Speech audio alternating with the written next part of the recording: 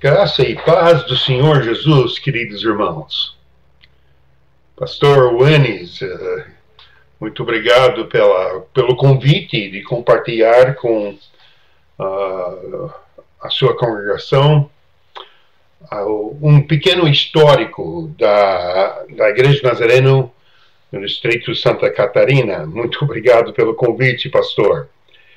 Queria muito conhecer o pastor e a sua família. Estou conhecendo pela internet, que é muito bom, mas que Deus abençoe. E também quero dar as saudações para o pastor Berg, superintendente distrital. Que Deus o abençoe, querido irmão, e a sua família. E todos os pastores do Distrito Santa Catarina.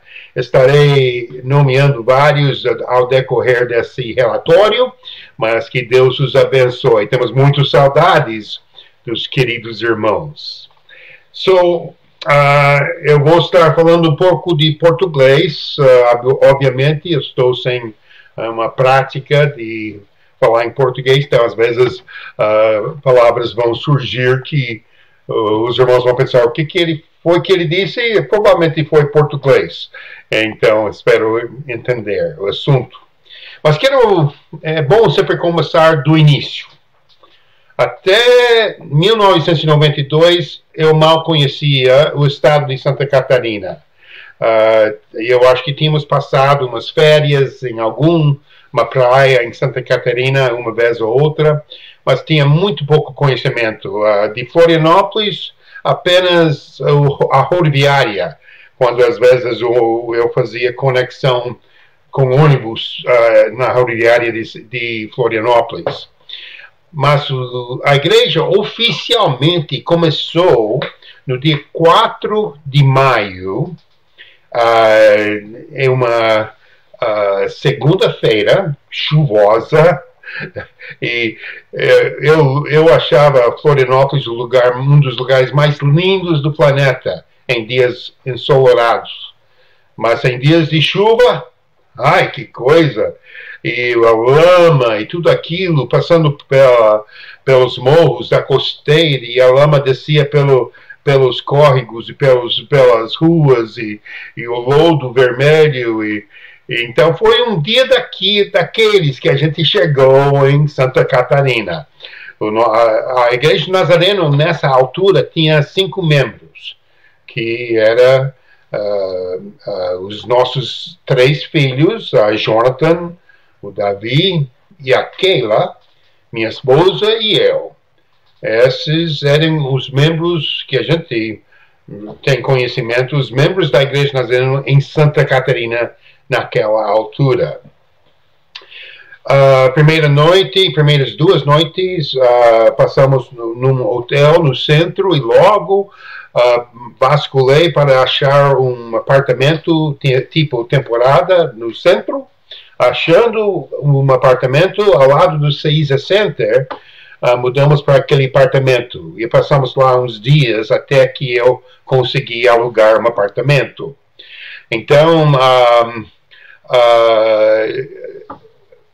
quando eu estava naquele apartamento, eu costumava quase todos os dias passar pelo Caesar Center. Tinha muitos comércio lá, tinha um barzinho para café, coisas assim, e um barbeiro. E poucos dias, 2 dias depois que a gente se estabeleceu no apartamento, eu parei para cortar o cabelo no cabeleireiro no Caesar Center. E o cabeleireiro que me atendeu, conheci que era o cabeleireiro com o nome de Flori. E ao decorrer do tempo, comecei a conversar com ele e descobri que ele era pastor. Estava começando um trabalho do nada. Nessa altura, ele já tinha uns 3 anos de trabalho e tinha um grupo de pessoas que se reuniam numa sala de aula numa das escolas no centro de Floripa. Hoje, acho que todos os irmãos conhecem por nome o Bispo Flori. Esse era o irmão, amado pastor, que era meu barbeiro na época. Então, inclusive, no mês de setembro, nós chegamos em maio, no mês de setembro, eu até preguei num culto domingo à noite na congregação dele, naquela escola. Logo passamos a tentar alugar um local, um apartamento. Na Florianópolis é apartamento que se aluga. E a missão tinha me dado um orçamento X para achar lugar para alugar. E nós achamos um negócio da China, seriamente. Pessoas que nos visitavam me perguntavam qual era o valor do nosso aluguel, que na época, se não me engano, era em torno de $800 por mês, que é difícil, mas era difícil achar coisas.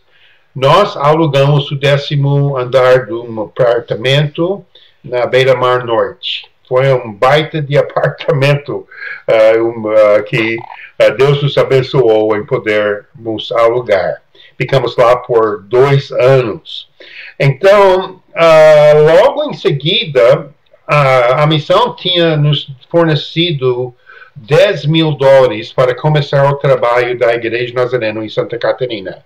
Seria $10 mil para o primeiro ano, e o segundo ano em seguida seria $3 mil por ano.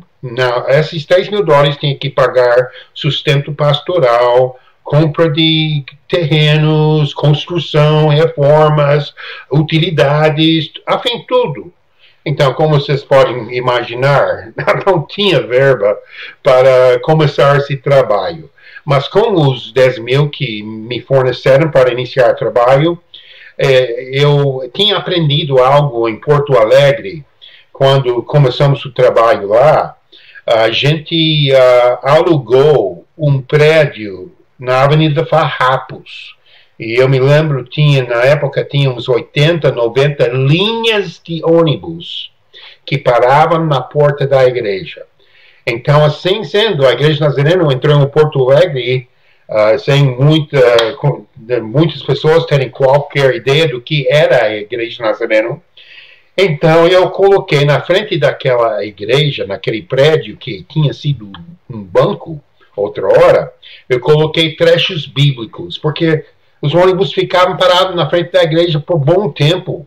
Então, num lado tinha um trecho em 2 Crônicas, capítulo 7, versículo 14, se o meu povo, que se chama por meu nome, orar, buscar, se humilhar, se converter dos seus maus caminhos. Aquele trecho todinho, coloquei no lado esquerdo, em placa iluminosa, preta, com fundo preto, e letras brancas, e que tinha salientado algumas palavras em vermelho. Era muito chamativo. E era grande, as placas enormes. Na outro lado tinha aquele passagem em Mateus, Jesus disse, vinde a mim, todos vós que estáis cansados, sobrecarregados. E aquelas placas pregavam o Evangelho de Jesus Cristo, 24 horas por dia, 7 dias por semana, 366 dias, 365 dias, 3 anos e 1 ano e 366 dias por ano pregava a mensagem de Jesus. Então, eu com aquela fundo e eu sabendo com o impacto que essa teve, que em pouco tempo em Porto Alegre você falava a Igreja Nazareno. Ah, sim, aquela igreja que tem os trechos bíblicos. Então, eu já sabia que tinha que ter alguma maneira de pessoas se identificar com a Igreja Nazareno em Santa Catarina, sem ter ainda aquele lugar. Resolvi alugar um amplo escritório no CISA Center. E era um tipo de, sem sabendo, esperando que Deus iria abençoar esse plano. A minha ideia era, pelo menos, nós teríamos um lugar seguro por uma quantia de dinheiro não enorme que poderia servir como lugar para ter estudos bíblicos e assim por diante. Então, aluguei aquele escritório no CISA Center. No 1º de julho de 92, recebemos uma carta falando de uma igreja nos Estados Unidos, no estado de Arizona, cujo pastor era pastor McKellips, que eles tinham ouvido falar que a gente ia começar do nada um distrito novo em Santa Catarina. Eles queriam ajudar. Iríamos trazer uma equipe. Era uma igreja expressiva nos Estados Unidos, então fiquei empolgado e eles nos mandaram a verba normal de uma equipe. Era para o projeto $10 mil, que eles geralmente era estabelecido, não uma norma estabelecida, não necessariamente exigida, mas era sugerida um valor de $10 mil.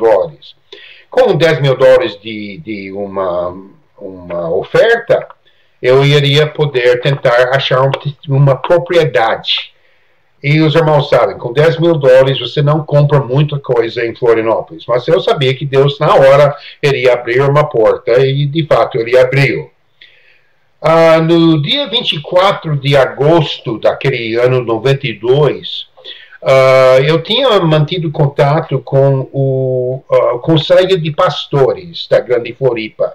Eu queria, desde o início, que a Igreja Nazarena não fosse uma igreja visando competição evangélica, ou seja, uma igreja competindo com a outra. Eu acho isso um absurdo. Então, com essa visão, eu ativamente, já do início, procurei estabelecer relacionamento com outros pastores. E eles souberam do amplo escritório no centro. Então, eles sugeriram: Pastor Eldon, o senhor colocaria à disposição o seu escritório para que podemos ter uma reunião acerca da campanha evangelística Ilha de Jesus, que estava para ocorrer no ano seguinte. E, logicamente, eu falei sim. Então, um bom grupo de pastores chegaram naquele escritório e estávamos falando sobre a associação Billy Graham, que estava arcando com as despesas de uma campanha evangelística para a cidade de Floripa. E a ideia era que nós iríamos alugar um dos estádios de futebol da Havaí ou da Figueira. Nós iríamos alugar um daqueles estádios e ter uma campanha evangelística com o evangelista Luiz Palau. E isso ia ser um ano depois. Então, esses eram os planos iniciais com os pastores da cidade. Estavam reunindo no escritório da Igreja do Nazareno Santa Catarina. Então, foi uma época abençoada com aqueles pastores. Tínhamos reuniões de oração. Depois, eu vou falar quando começou literalmente, mensalmente, uma reunião no nosso escritório, uma reunião dos pastores da Grande Floripa. E foram tempos abençoados com o corpo de Cristo se unindo, orando, intercedendo pelas almas perdidas em Florianópolis. Em setembro daquele ano de 92, minha esposa, antes de nós começarmos o nosso ministério pastoral, ela tinha servido como uma professora de 2º grau, e a matéria, uma das matérias que ela ensinava era inglês. Então, tive a ideia de começar estudos bíblicos, e eu iria colocar anúncio no jornal: estudos bíblicos em inglês, gratuitas. Então, e ter essas aulas no escritório no CISA Center. A coisa boa do CISA Center, eles abriam à noite até nos finais de semana. De fato, nós tínhamos uma época que conduzimos cultos no CISA Center, no domingo. Poucos lugares abertos no domingo, mas a uma certa altura eles abriam o CISA Center até no domingo. tráfego, passar pela Caesar Center. Então, era um lugar propício para começar um trabalho do nada.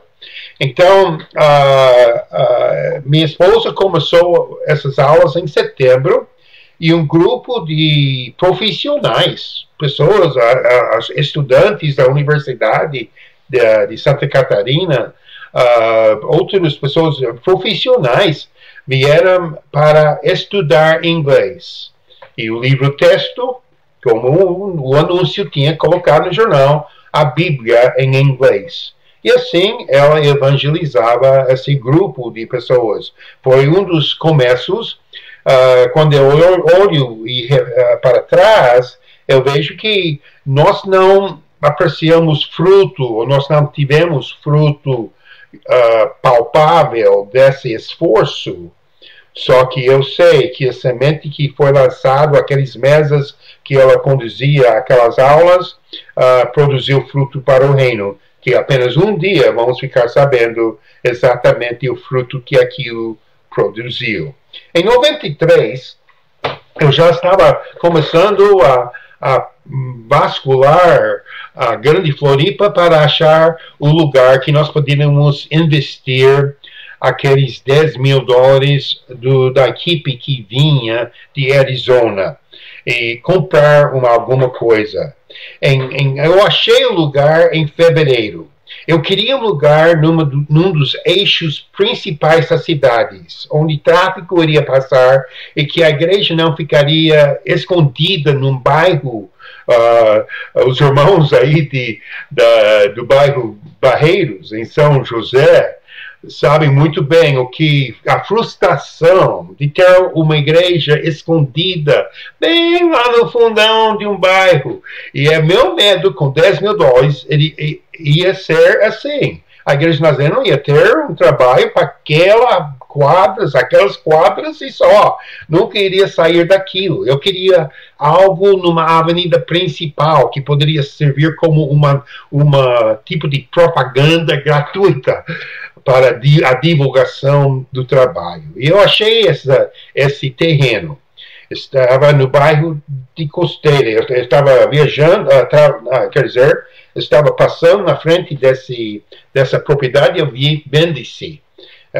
Uma placa só escrito à mão Bendice, pendurado na parede, e parei e descobri que o preço era $12 mil, a equivalente a $12 mil na época, com o câmbio da época.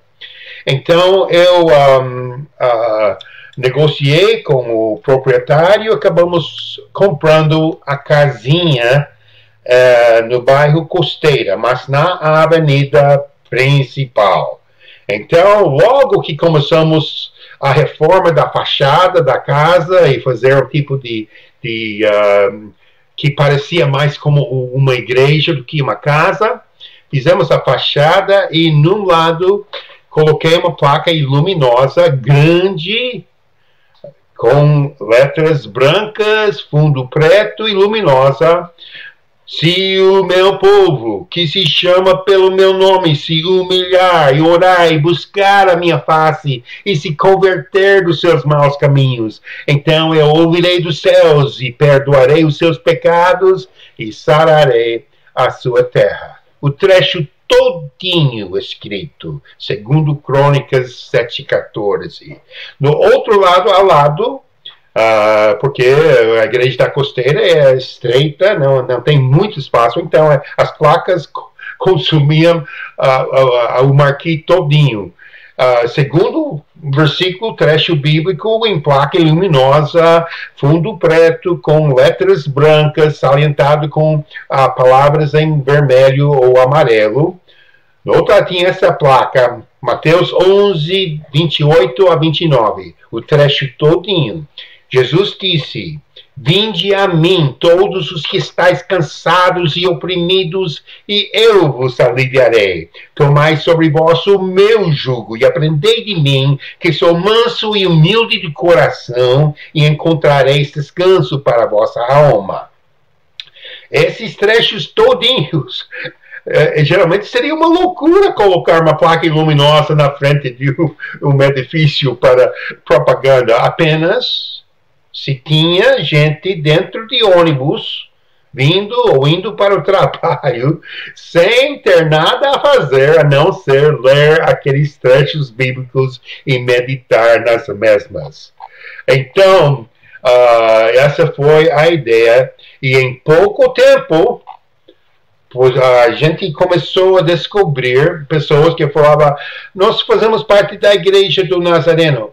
Ah, sim, aquela igreja que tem as passagens bíblicas. Amém.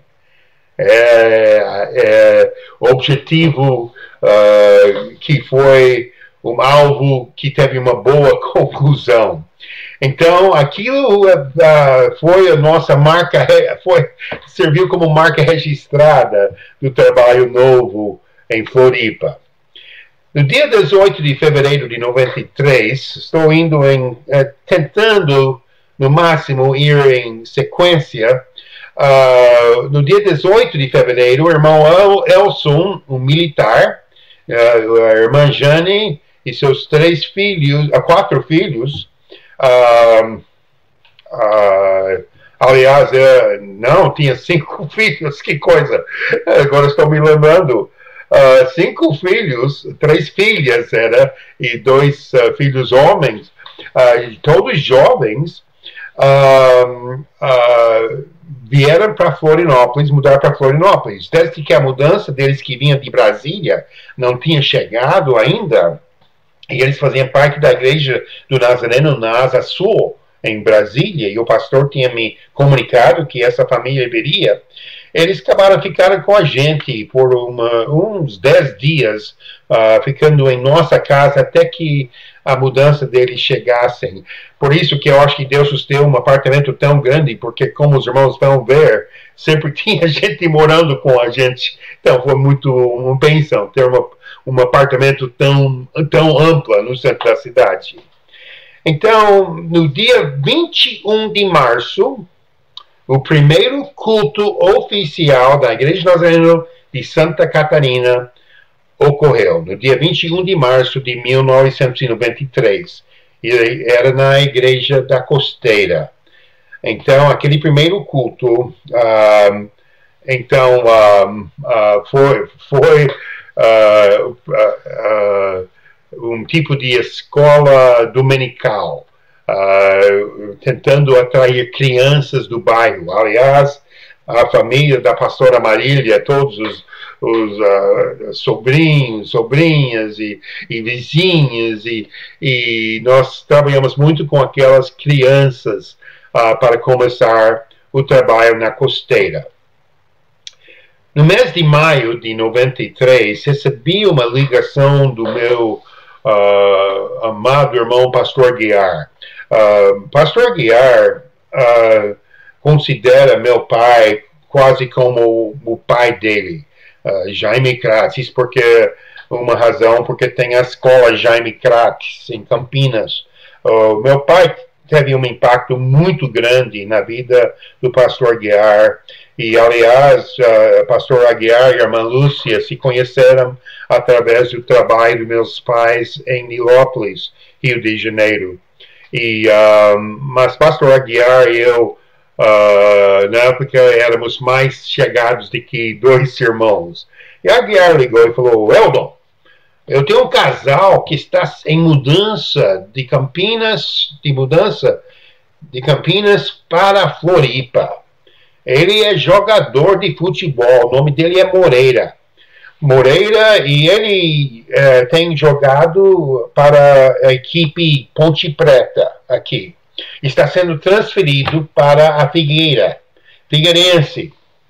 Então, e sendo nazarenos, eles querem fazer parte da igreja Nazareno. Tudo bem? Que coisa, ficamos animados. Então, quando eles chegaram, no dia 30 de maio de 1993, demos boas-vindas ao Moreira e Bel. Bel, a esposa dele, Júnior, nascido ainda, Bel e Moreira. Casal fantástico. Eu me lembro o primeiro culto do dia 30 de maio que eles assistiram, um culto na Costeira.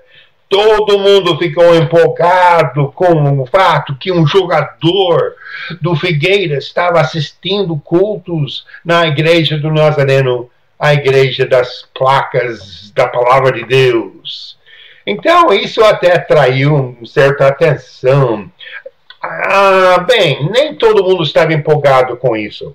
Eu me lembro na época de muitos havaianos, como o Elinho, o Sidney e outros que estavam um pouco incomodados que um jogador da Figueira estava vendo na Igreja do Nazareno, ao lado da casa do Elinho.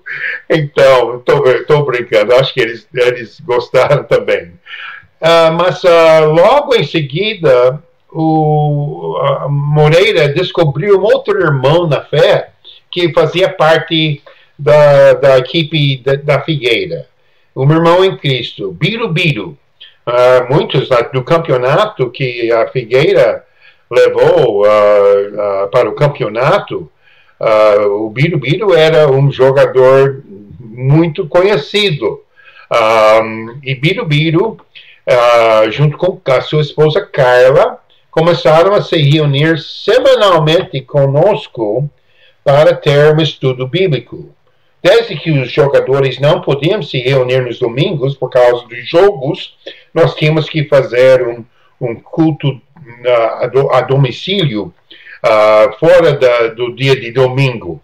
Então, um dia por semana a gente ia lá, tínhamos cultos, e eles, Birubiru e Moreira, começaram a passar a palavra para outros jogadores.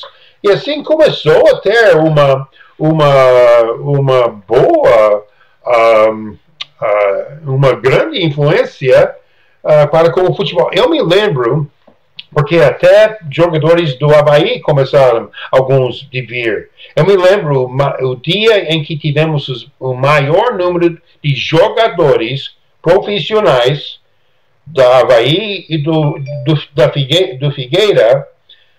O dia nós tínhamos 9 jogadores que faziam parte das equipes da Figueira do Figueira e do Avaí, que é impressionante. E esses, por sua vez, tinham jogadores que estavam na Série A, que estavam subindo para serem jogadores profissionais. Um dia, ao passar aquilo, esses jogadores começaram a ver, esses irmãos, e vários se converteram, se batizaram. Eu me lembro que nós tivemos um culto de batismo, e, se não me engano, eu me lembro de ter batizado 6 jogadores. Bem, eram 5 jogadores, uma esposa de um jogador que se batizou também. E eu me lembro que o pastor Luiz estava comigo, Luiz Toledo, também o meu irmão mais querido que o meu irmão, que tinha nos ajudado a estabelecer o trabalho da Igreja Nazareno em Porto Alegre. Nós tínhamos conhecido o pastor Luiz antes de ele conhecer a Célia, em Curitiba. É uma outra história linda que Deus preparou. Mas desde aquelas épocas, muitos anos atrás, eu tenho uma afinidade muito grande com o pastor Luiz. Então, ele estava em Porto Alegre e eu pedi que ele e Célia viessem para ajudar com a equipe de trabalho e testemunho, que em junho estavam para fazer a reforma na Costeira. Quando ele estava na cidade, nós tivemos esse culto de batismo. E eu me lembro que nós chamamos o culto a onda, porque descobri, ao observar o oceano, que cada sétima onda era maior.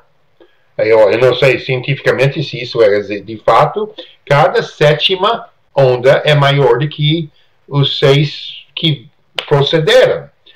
E nós chamamos a onda. Então, a ideia era a seguinte: os jogadores que iam se batizar, todos se sentaram dentro da água, mais ou menos assim, na água, esperando. Esperando o quê? A onda. Enquanto nós cantávamos, de repente a onda vinha, de repente, e a gente falava, batizado em nome do Pai, Filho e Espírito Santo. Batismo por onda era o tal. Nessa época, o Birubiru sentiu o chamado de Deus para ser um pastor. Então começou a se preparar. Eu me lembro, Birubiru decorava passagens bíblicas incríveis. Ele decorou. Nós tínhamos um desafio na igreja para decorar passagens bíblicas. Nós tínhamos um desafio na época e Birubiru, brincadeira, ele decorou palavra por palavra a epístola de 1 João, capítulo 1, 2, 3, 4 e 5, palavra por palavra. E é uma passagem difícil a decorar, porque os irmãos sabem, é um pouco difícil até ler e entender. Birubiru decorou aqueles 5 capítulos de 1 João. Uma bênção. Então, se tornou que eu era o pastor de um grupo de atletas de Cristo. E era tão engraçado para mim que Deus me escolheu para fazer esse papel, quando eu aparento mais uma bola de futebol do que um jogador de futebol. Então, mas Deus tem um senso de humor.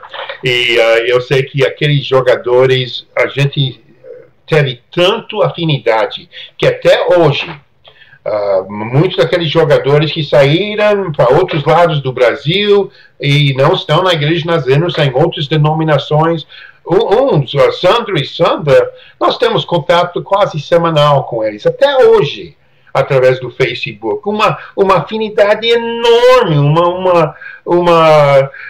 conhecemos pastores que eram jogadores de futebol, que hoje são pastores de grandes igrejas ao redor do Brasil. Então, aquele ministério de atletas de Cristo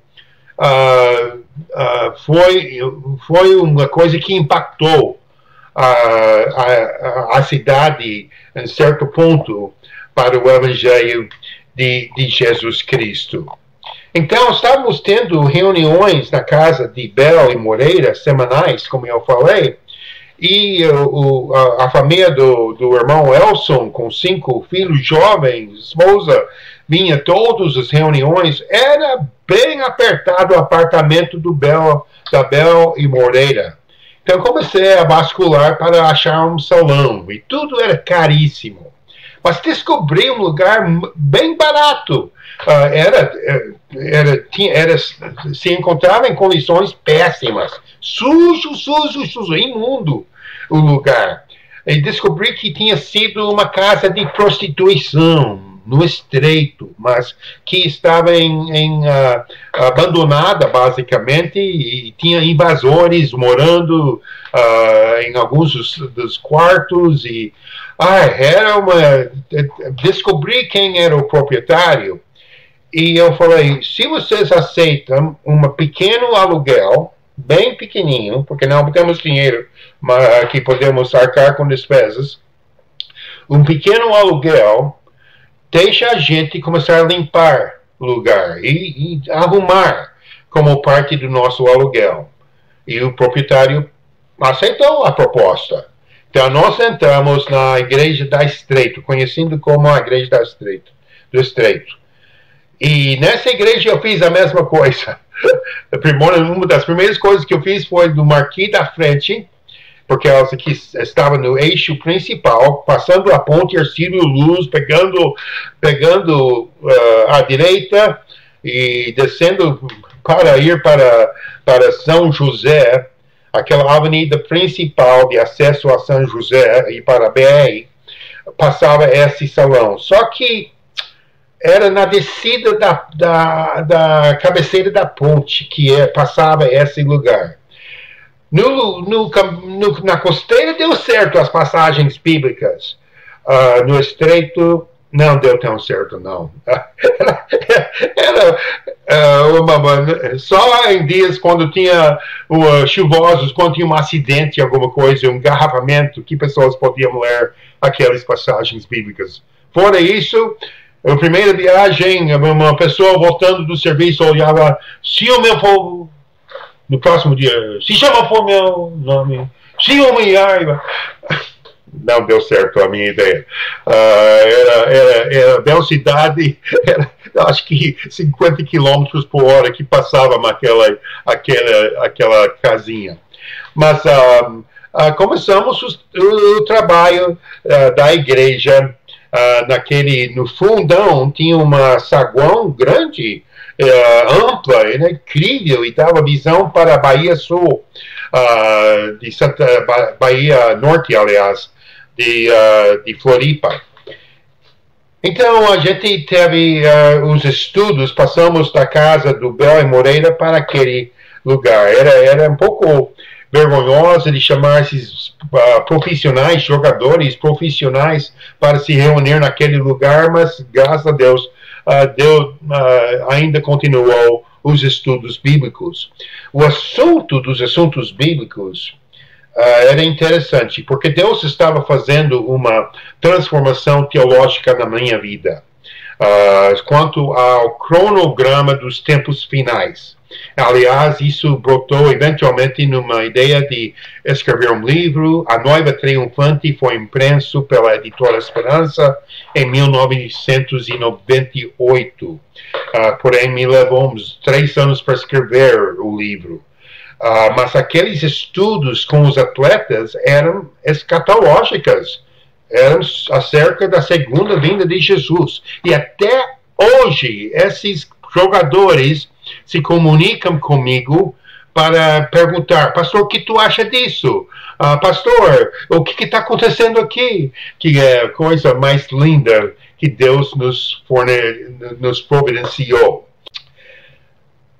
Nessa altura, estávamos desanimados quando recebemos uma ligação do superintendente ao norte. O pastor Eloy era o superintendente na época do distrito Curitiba, que abrangia na época o estado todo de Paraná. E o pastor Eloy, ele falou, Eldon, você queria conhecer a congregação mais nova sua? Eu falei, não estou sabendo. Ele falou, uma pastora aqui do meu distrito, a pastora Sedônia, tem viajado por meses já, uma vez por semana, tem viajado por meses para Itajaí e tem começado um trabalho em Itajaí. E eu não sabia se, irmão, nós queremos entregar agora esse trabalho para o irmão, para fazer parte do distrito Santa Catarina. De mão beijada, assim, uma congregação já formada, que bênção! Ele falou, amanhã eu vou estar lá, o irmão quer me encontrar lá. Então, peguei passagem de ônibus. No dia seguinte, viajei para Itajaí e me encontrei com o pastor Eloy, e fomos para ter o culto aquela noite. Irmãos do céu, se eu não enxergasse com meus próprios olhos, eu não teria acreditado. Eu contei, isso não é exagero. Era uma casinha de 2 quartos, pequenininho casinha, casa de Coab. Eu contei quantas pessoas tinha. Tinha quase 100 pessoas naquela casinha. Eu andei de queixo caído. Eu não acreditei. Tinha gente em todos os 2 quartos, entupido com gente na sala, na copa, na cozinha, na garagem. Gente pela janela. Era uma coisa incrível. E foi assim que nós recebemos o trabalho da Igreja Nazareno em Itajaí. Me lembro daquele dia, foi uma coisa tão engraçada que aconteceu. Uma senhora bem chique, vestida bem chique, na primeira, no primeira fileira de cadeiras, enquanto eu pregava. E depois ela soube que eu morava em Florianópolis. E ela falou, pastor, onde é que o irmão mora? Eu falei, bem, nós moramos em Beira-Mar Norte. Eu expliquei, passando no McDonald's, o próximo prédio é o nosso prédio, a gente mora no 10º andar. Ele falou, poxa, o irmão sabe que além do seu prédio, se você está indo no sentido bairro do centro, você passa McDonald's, o seu prédio, aí tem aqueles lotes vazios, sim, onde os ratos brincam, sim, no lixo, nos montes de lixo, sim, aquele lotes. No próximo prédio, aquele lindão, aquele prédio enorme, um apartamento por andar, aquele prédio azulado, lindo. Ela falou, sim, eu possuo o apartamento cobertura daquele prédio. Eu pensei, tá brincando, tia? Irmãos, tinha apenas um apartamento na cidade de Floripa naquela época, que quem estivesse naquele apartamento podia enxergar os nossos cachorros. Nós tínhamos 2 cachorros Shih Tzu na época, pequenininhos, andando pelo apartamento, correndo pelo apartamento. Os moradores daquele apartamento podiam enxergar isso tão bem onde eles estavam posicionados. Estão me entendendo? Por causa de não morar no 10º andar, todo mundo mais estava abaixo do visão. Aquele apartamento não. Aquele apartamento podia ver tudo dentro do nosso apartamento. E essa senhora morava naquele apartamento. Ai, fiquei impressionado. Encontrei uma senhora 100 quilômetros distante do nosso apartamento, numa igreja do Nazareno do distrito Santa Catarina, que eu nem sabia que existia essa igreja, e na primeira fila, essa senhora que era nossa vizinha em Floripa. Através dessa senhora, nós conhecemos a irmã Alice, no 5º andar do edifício dela, uma senhora tão linda que se converteu, se batizou, foi um tempo precioso. Mas esses foram os passos iniciais do trabalho da Igreja do Nazareno, então, em Santa Catarina. Então, nós tivemos a equipe de trabalho e testemunho que vieram para a Costeira, transformaram aquela obra lá. Eu me lembro que um dos projetos foi construir um batistério no quintal da igreja, atrás da casinha. E construímos esse batistério, mas vazava água. Então, eu não entendia. Eu aprendi tanta coisa com construção ao decorrer dos anos em Floripa. Mas esse batistério não segurava água. Então, eu acho que foi o Elinho, o cunhado da pastora Marília, que sugeriu que a gente colocasse uma lona e enchesse depois com água. Então, a gente colocou lona de plástica dentro do tanque e enchemos e pudemos realizar o primeiro culto de batismo, que foi no dia 11 de dezembro de 93. Naquele culto de batismo, além de vários outros irmãos, foi batizada a pastora Marília, que tinha se convertido. E ela se tornou depois, no dia 3 de novembro do ano 2000, 7 anos depois, ela se tornou a pastora titular da Igreja Nazareno na Costeira. E ficou nessa posição durante quase 2 décadas. Muitos membros da família dela se converteram, foi um tempo precioso. Em 94, o pastor Aguiar nos informou que em janeiro daquele ano que o pastor Anips, E Ana, que hoje já estão há décadas, inclusive, na igreja de Valinhos, em São Paulo, Anips, Ana, Sara e Alf estariam vindo de mudança para Santa Catarina. E a igreja central de Campinas seria arcar com as despesas de aluguel por um ano e sustento pastoral por um ano. E dar, assim, como uma contribuição para o trabalho da igreja de Santa Catarina. Quando eu soube disso, eu falei, pastor, Aguiar, o irmão teria condições de avançar o aluguel de um ano, que na época, eu me lembro, foi um valor de $10 mil.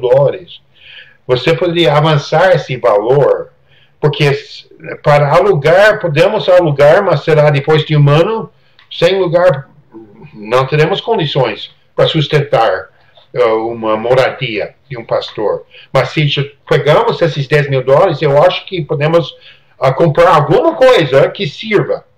E ele falou, tudo bem, Aldo, eu vou te mandar os $10 mil.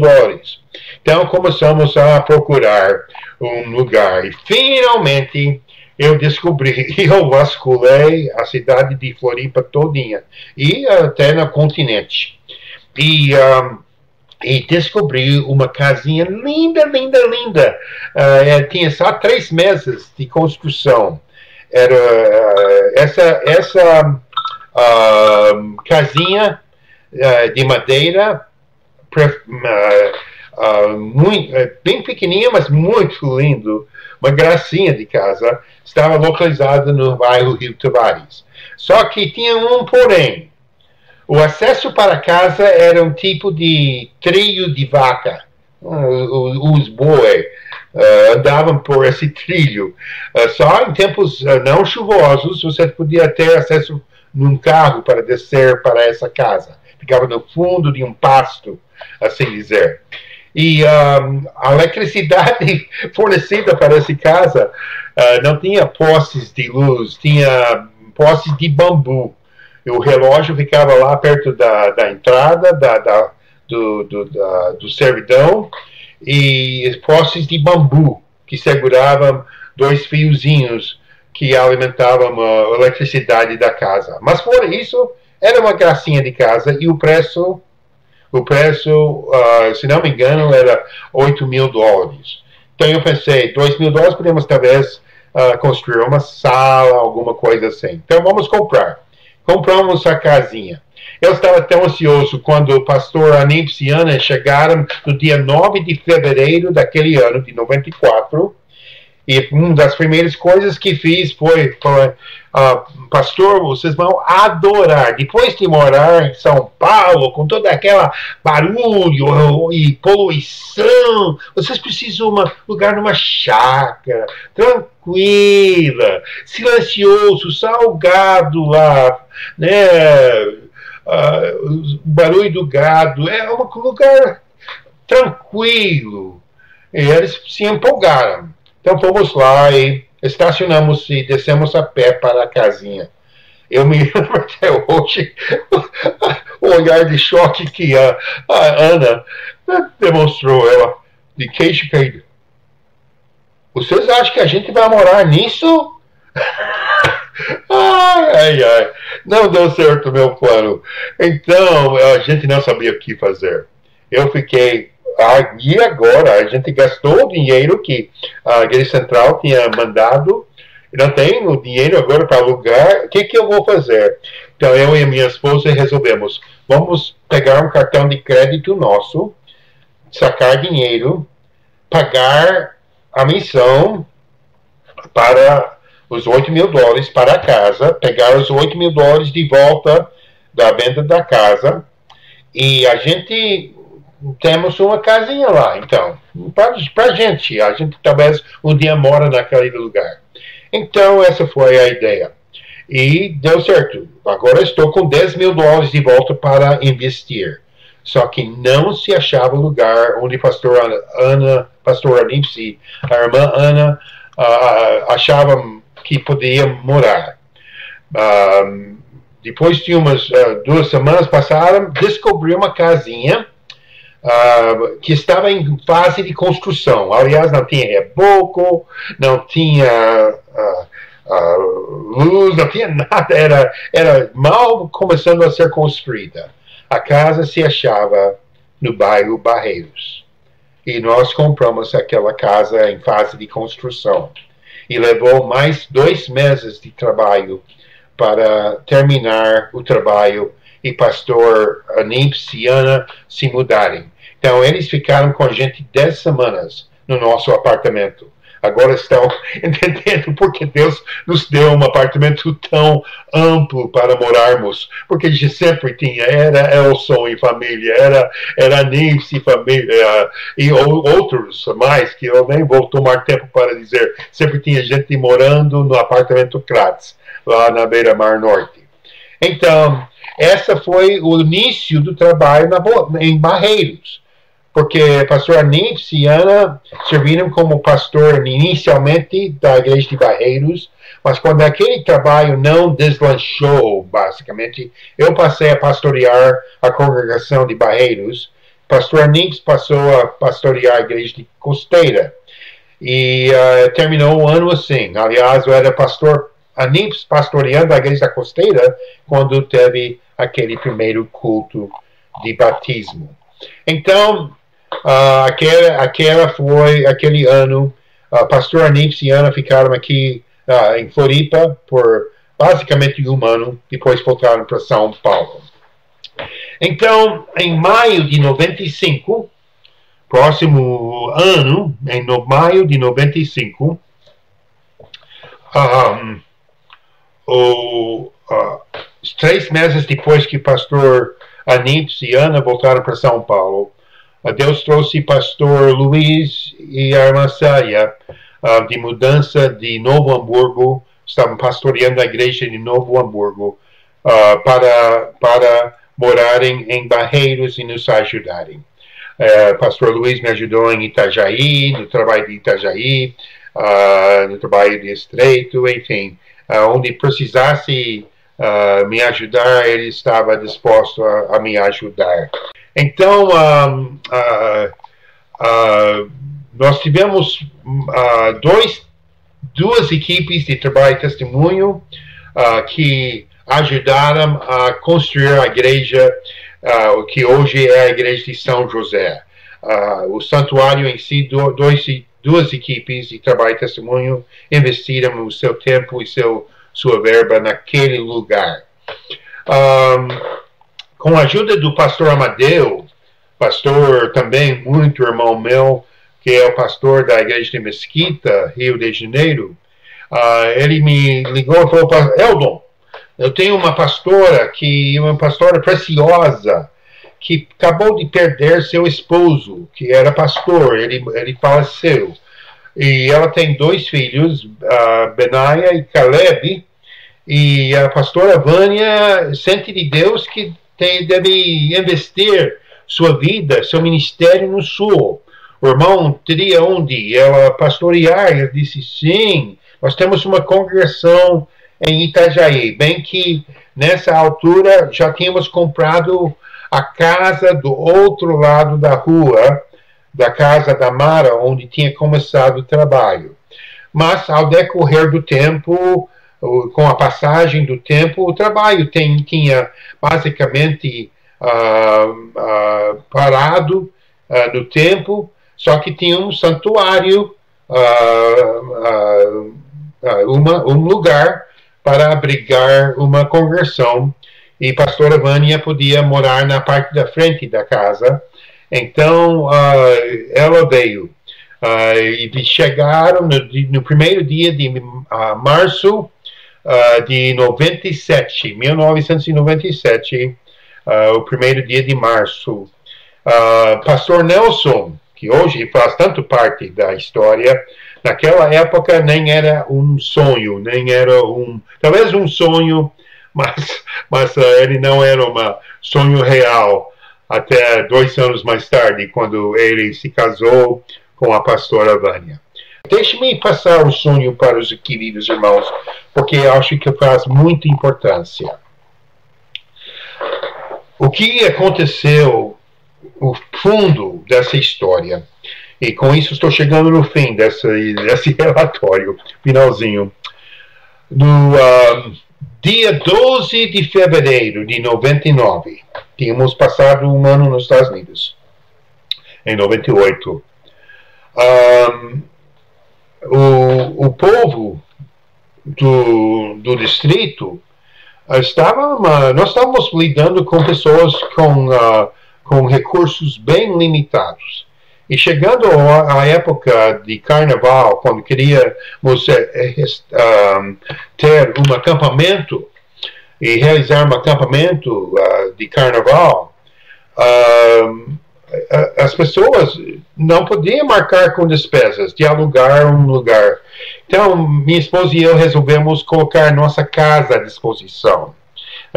Aquela casa que compramos, aquela de madeira, minha avó tinha falecido e deixou uma herança, então eu investi aquela herança em fazendo uma grande casa enorme em Rio Tavares. Só que não tinha acabamento, não tinha reboco, não tinha, essa veio aos poucos, não tinha muitas das janelas, coisas assim. Mas a visão era ter algo para a aposentadoria. A nossa ideia era nos aposentar no Brasil e, com o decorrer do tempo, ficando trabalhando aos poucos, teríamos apartamentos para alugar tipo temporada. Essa era a ideia. Então era uma casa enorme. Então nós falamos, bem, podemos ter o acampamento em nossa casa. Bem, aquela foi uma ideia e tanto, por causa que aquele ano nós tivemos quase 100 pessoas. O acampamento começou numa sexta-feira à noite, dia 12 de fevereiro de 99, e terminou na quarta-feira de manhã, dia 17 de fevereiro.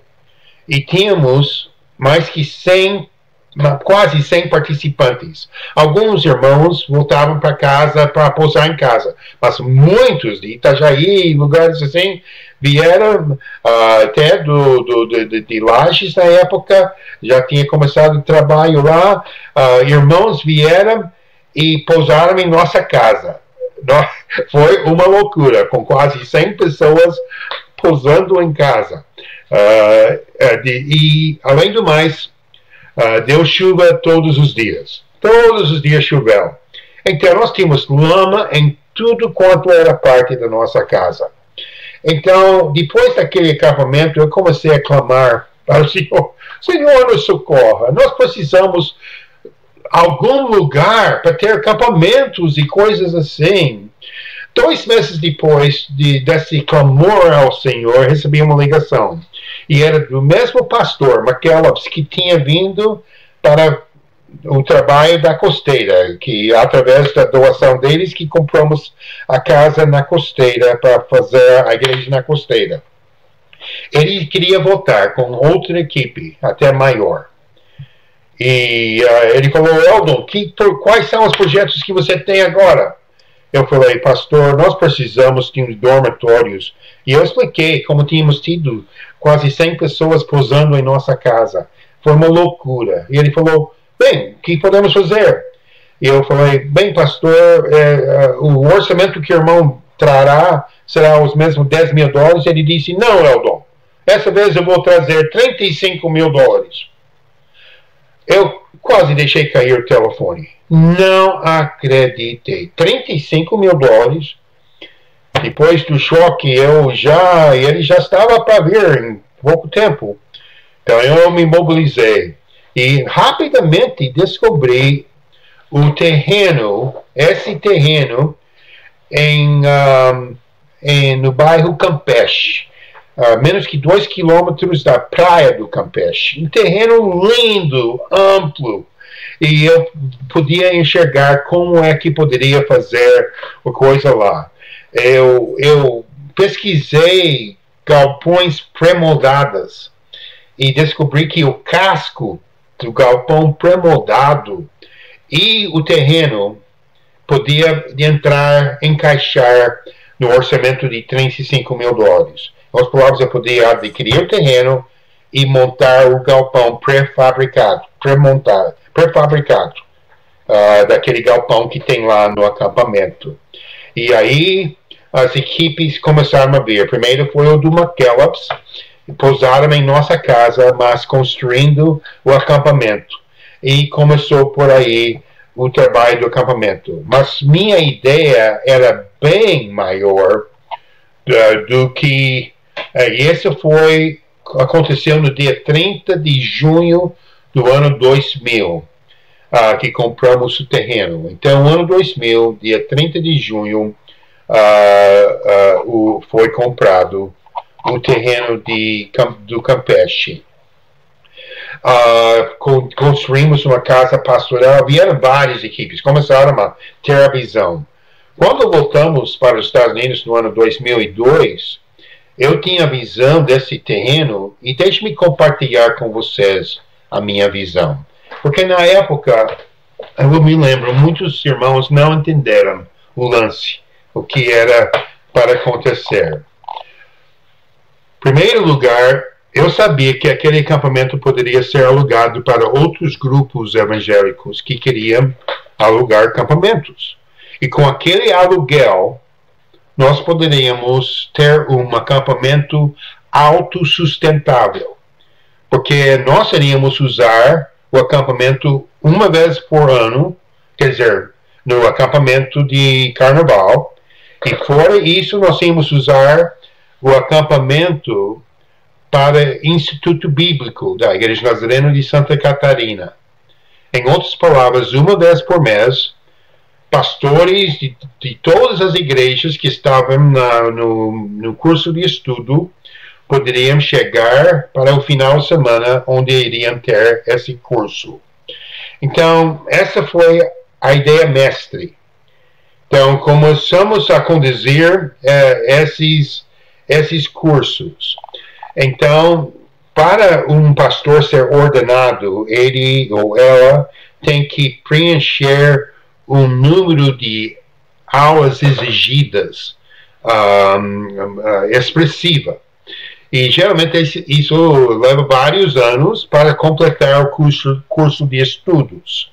Todo pastor ordenado na Igreja Nazarena tem passado por esse treinamento árduo. Então, a ideia minha era, em vez de ter um curso normal, ou seja, uma noite por semana, alunos vêm, que tal uma vez por mês? E seria o seguinte, começaria às 18 horas na sexta-feira à noite. Pastores de todo o distrito, irmãos de todo o distrito que estivessem no curso de estudos, chegariam, geralmente na época tínhamos 20 a 30 pessoas participando, chegaram na sexta noite e a minha esposa coordenava junto com a pastora Marília e outras irmãs preciosas, a irmã Ângela, brincadeira, irmã Tinha, que preciosa, trabalhava na cozinha preparando um amplo jantar na sexta-feira. Então, os irmãos chegavam do serviço ou da viagem, famintos, e às 6 horas, 18 horas, a gente tinha um jantar. Às 19 horas, começava a aula. E a aula a aula continuava, aliás, até às 20 horas, mais ou menos. Ou 22 horas, aliás, desculpe, estou fora do costume de usar esse tipo de cálculo. Aqui nos Estados Unidos não se usa, não é costume, fora horário militar, 22 horas, eu falo 10 horas, coisa assim. Então, começaram as aulas às 7 horas, as aulas continuavam por 3 horas até 10 horas. Depois das aulas tinha pãozinho com café gostoso, leite quentinho, queijo e coisa assim. E os alunos chegavam gargalhadas, brincadeiras, até cair no sono. Depois, na manhã seguinte, no sábado, isso acontecia todo final de semana que tinha aula. No sábado seguinte, às 7h30, café, todo mundo tinha que se levantar para café. E às 8 horas, em ponto, começava as aulas. E íamos até o almoço. Depois 14 horas, até o jantar. Depois do jantar, até o café da noite e o sono. E a aula seguinte, depois do café, 8 horas, aula até 11h30. Agora estamos no domingo. Mas se somasse todas as horas de aulas, e aulas, olha, a aula, muitas vezes, quando tem aula uma vez por noite, uma vez por semana, numa noite, até parar todas as brincadeiras e tudo aquilo, resta pouco tempo de aula. Essa aula não. Se chama intensivo. Porque quando parava para uma refeição, ou um cafezinho, coisa assim, voltava, já pegava a coisa firme. Então, eles conseguiram completar os assuntos exigidos. Depois, a palavra terminava com a chave de ouro. Às 11h30, a aula terminava, os professores tinham que fornecer aquilo que tinha que ser completado em casa para completar o curso, e parávamos para ter Santa Ceia. Irmãos, alguns dos tempos mais preciosos que eu me lembro ter tido no estabelecimento do trabalho de Santa Catarina foram esses domingos de manhã, antes que os irmãos voltavam para suas igrejas para o culto à noite.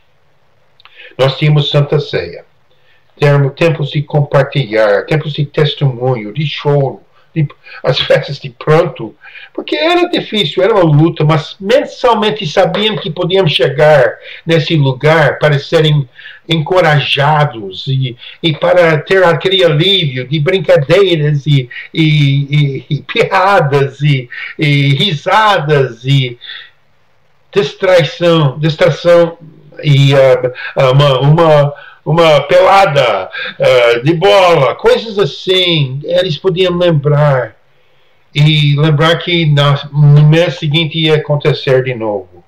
Em outras palavras, eu sentia no coração que esse modelo ia transformar o sul do país para Jesus.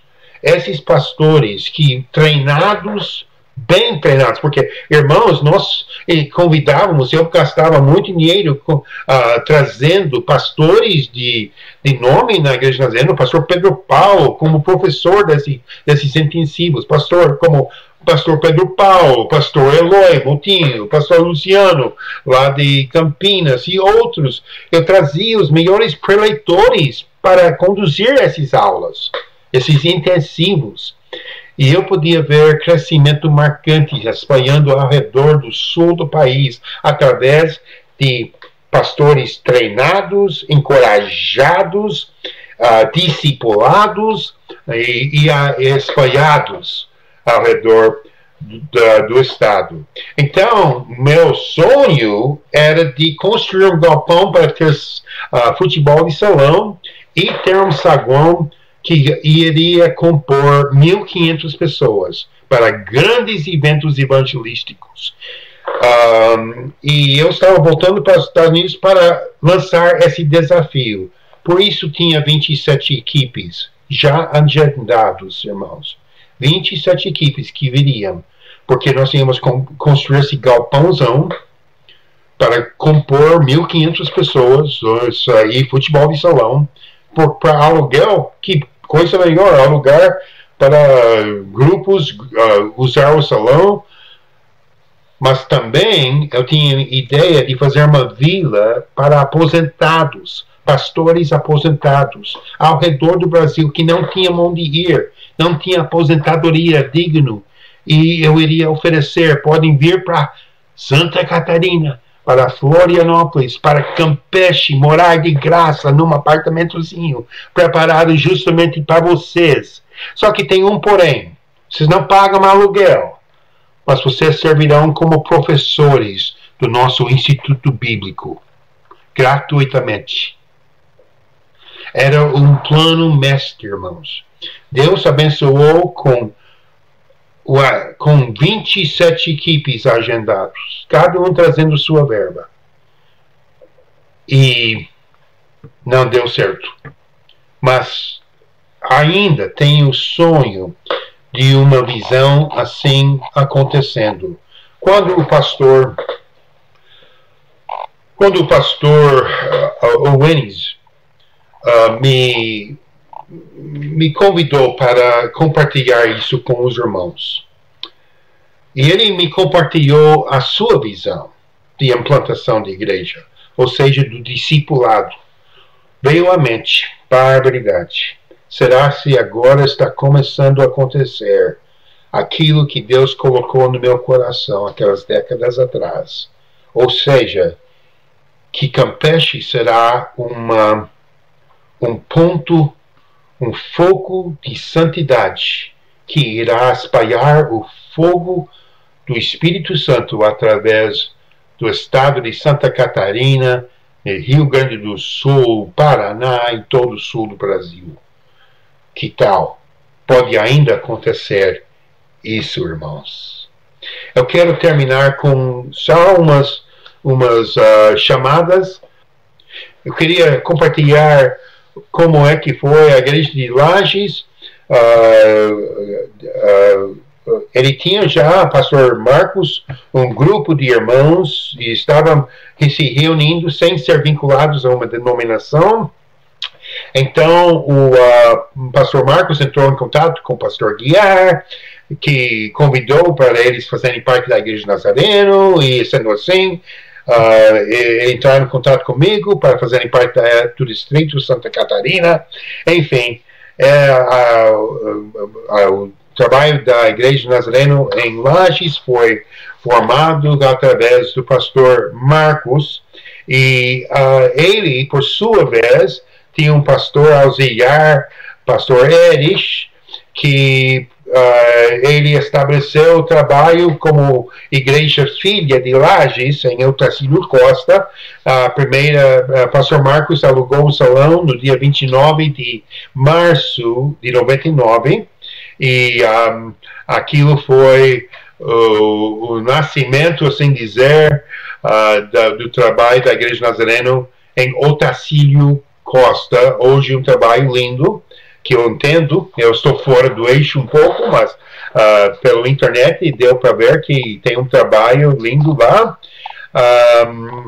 A igreja de Criciúma foi plantada por pastor Luiz uns anos depois que eles estiveram aqui, vindo para cá para morar no bairro Barreiros. Tiveram um tempo que eles pastorearam em outra denominação na cidade de Criciúma, e depois pastor Luiz voltou para lá. Quando voltou para a igreja de Nazareno, pastorear na igreja de Nazareno, e assim, com contatos que tinha na época que morava em Criciúma, começou o trabalho da igreja de Nazareno em Criciúma, hoje pastoreado por pastor Fabrício, um trabalho lindo lá que estão realizando para a glória do Senhor. No dia 14 de novembro do ano 2000, recebi uma ligação do pastor Henrique, que junto com a sua esposa Luana estavam de mudança para Joinville, de São Paulo. Eu queria me implantar a igreja do Nazareno em Joinville.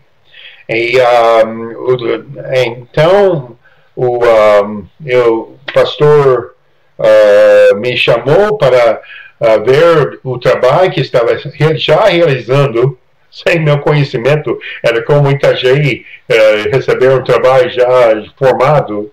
Eu fui lá conhecer a congregação do pastor Henrique, e era uma congregação incrível, muito impressionante, um grupo de pessoas se reunindo. Ele teve um trabalho abençoado, construiu um prédio enorme na época da igreja Nazareno. Não sei o que houve, a história toda. Eu sei que o diabo entrou no meio da coisa, e infelizmente o trabalho fechou basicamente, mas o patrimônio continuava lá, com mal conservado. Mas agora, através do pastor Marcelo e a visão do pastor Marcelo, pastor Wenis e do do pastor Berg, estão começando a preparar o trabalho em Joinville, para de novo ser uma grande trabalho para a glória do Senhor. Quero agradecer de coração pastor Wenis, que iniciou essa conversa, e ele está realizando uma obra linda em São José. Concordo completamente, e aliás, que mudaram o nome de Barreiros para São José, porque o nome Barreiros em si já dá uma ideia de negativo, num certo sentido, para o trabalho da igreja. Então, o pastor Wenis, parabéns, congregação. Queria agradecer a minha esposa, que gastou horas preparando os dados que eu forneci nesse trabalho, porque ela manteve durante anos jornais, desde o nosso início de casamento, basicamente. Ela mantinha um jornalzinho pessoal. Então ela fez isso durante muitos anos, décadas de ministério. Então, ela tinha esses dados que eu forneci, datas e tudo aquilo, tudo escritos. Talvez eu errei em algum dado ou outro, ou omiti alguém, ou alguma coisa que precisava ser mencionado. Peço perdão antemão. Quero agradecer a igreja de São José. Me lembro tanto do irmão Caio, que irmão precioso, Heloísa, pessoas que fazem parte da nossa história. Eu quero deixar os irmãos com essa palavra.